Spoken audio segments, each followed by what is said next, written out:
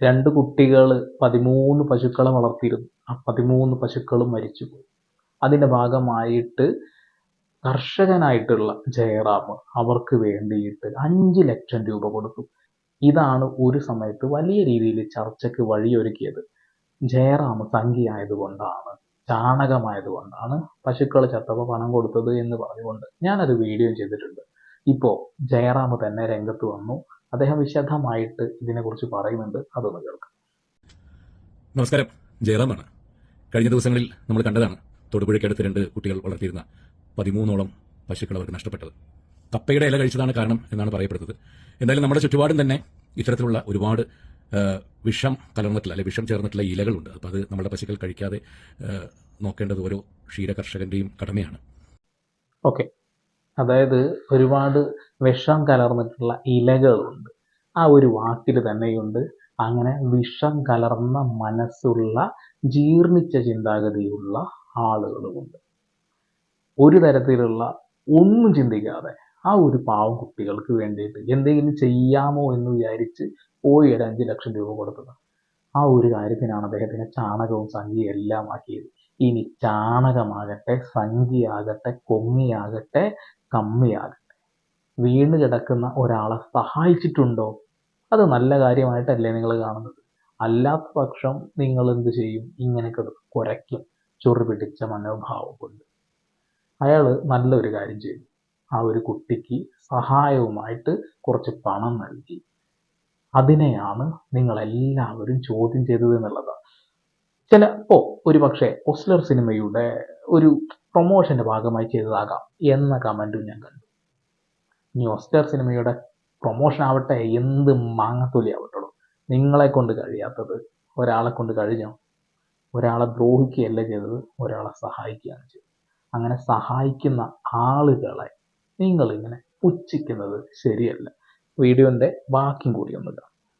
ഇപ്പോൾ പറയുകയാണെങ്കിൽ ഇപ്പോൾ ഈ കപ്പയുടെ ഇല, അല്ലെങ്കിൽ ആനത്തൊട്ടാവാടി, കൊങ്ങിണി, പുള്ളിച്ചേമ്പ്, ആവണക്ക്, ഉമ്മം, അരളി, പന്നൽ ചെടി, ഇതിനൊക്കെ പല സ്ഥലത്തും പല പേരുകളാണ് പറയാറ്.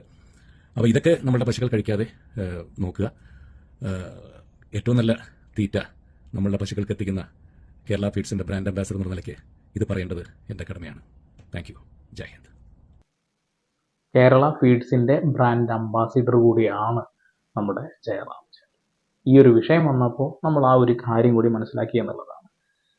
ഒരിക്കലും പശുവിനെ സ്നേഹിക്കുന്നത് തെറ്റായിട്ടുള്ളൊരു കാര്യമായിട്ട് എനിക്ക് തോന്നിയിട്ടൊന്നുമില്ല.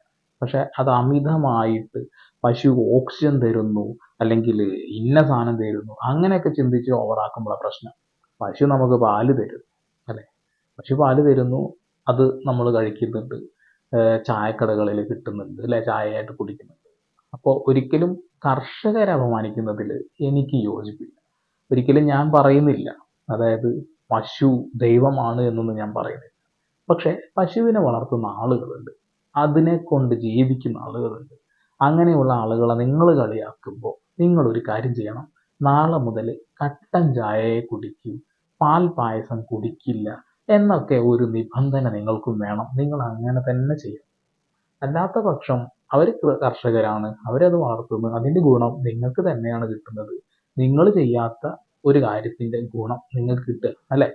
അപ്പോ ജയറാം ചെയ്ത ഈ ഒരു കാര്യത്തിൽ നിങ്ങൾക്ക് എന്തിനാണ് ഇങ്ങനെ കടിമൂത്തത് എന്നൊന്നും എനിക്ക് മനസ്സിലായിട്ടില്ല. ആളിപ്പോ വീണ്ടും വന്ന് പറഞ്ഞ കാര്യം എന്താ? ഇന്ന ഇലകൾ പശുക്കൾ കഴിക്കുമ്പോൾ പശുക്കൾക്ക് അത് ബുദ്ധിമുട്ടുണ്ടാക്കും, അവ ചത്തുപോകാനുള്ള സാധ്യതയുണ്ട്. അപ്പോൾ അതൊക്കെ ഒന്ന് ശ്രദ്ധിക്കുക എന്നാ പറയുന്നത്. ഇവിടെ വലിയ രീതിയിൽ അദ്ദേഹത്തിനെ സംഖ്യയാക്കിയ ആളുകളെ ഞാൻ കണ്ടു.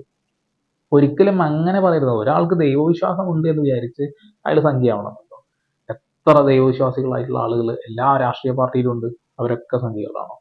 ഇനി പറഞ്ഞ് സംഖ്യ എന്ന് പറയുന്ന നാമം അതൊരു വലിയ ബ്രാൻഡിങ് ആയിട്ട് മാറും. കാരണം 1000 തവണ നിങ്ങൾ ഒരു സാധനം ഉച്ചരിച്ചു കൊണ്ടിരിക്കുമ്പോൾ അത് എല്ലാ ജനങ്ങളുടെയും മനസ്സിൻ്റെ ഉള്ളിലേക്ക് കയറും എന്നുള്ളതാണ്. സ്വാഭാവികമായിട്ടും ഭാവിയിൽ നിങ്ങൾ തന്നെ ഒരു കോണി വെച്ച് കൊടുക്കുകയാണ്, കയറി വരൂ എന്ന് പറഞ്ഞുകൊണ്ട്. നിങ്ങൾക്ക് ഇഷ്ടമില്ലാത്ത ഒരു വിഭാഗമോ ഒരു ടീമിനെയോ വളർത്തിയെടുക്കാൻ നിങ്ങൾ തന്നെയാണ് സമയം കണ്ടെത്തുന്നത് എന്നുള്ളതാണ്. ഇവിടെ ഈ രാജ്യത്ത് എല്ലാ വിഭാഗത്തിൽപ്പെട്ട മനുഷ്യന്മാരും, അങ്ങനെ വിഭാഗങ്ങളായി തിരിക്കാൻ പാടില്ല. എന്നാലും പറയാം. കാരണം നമ്മുടെ രാജ്യം അങ്ങനെയാണ്. എല്ലാ തരത്തിലുള്ള ആളുകളും ജീവിക്കുന്ന, എത്രയോ ഭാഷകൾ സംസാരിക്കുന്ന, എത്രയോ സംസ്കാരങ്ങളുള്ള നാടാണ്. ഒരിക്കലും ഒറ്റ ദിവസം കൊണ്ട്, ഒറ്റ രാത്രി കൊണ്ടൊന്നും ഇവിടുത്തെ സംസ്കാരങ്ങൾ ഏകീകരിക്കാൻ ആർക്കും കഴിയില്ല എന്നുള്ളതാണ്. അപ്പോൾ എല്ലാവരും സമാധാനത്തോടും കൂടി, സന്തോഷത്തോടു കൂടി, സ്നേഹിച്ചുകൊണ്ട് ജീവിക്കണമെങ്കിൽ നമ്മൾ ഈ പറയുന്ന, നമ്മളല്ല, ചില ആളുകൾ പറയുന്ന വൃത്തികെട്ട കുറച്ച് ഡയലോഗുകളുണ്ട്. അതൊക്കെ അവസാനിപ്പിക്കണം. എന്തിനേയും രാഷ്ട്രീയമായി കാണുന്ന കുറച്ച് നാറികളുണ്ട്. അവരെയും നമ്മൾ അകറ്റി നിർത്തണം. നമുക്ക് ജീവിക്കാനുള്ള എല്ലാ സ്വാതന്ത്ര്യവും ഈ രാജ്യത്തുണ്ട്, ഈ ലോകത്തുണ്ട്. അത് നല്ല വൃത്തിയിൽ, നല്ല പോലെ ഉപയോഗിക്കുക.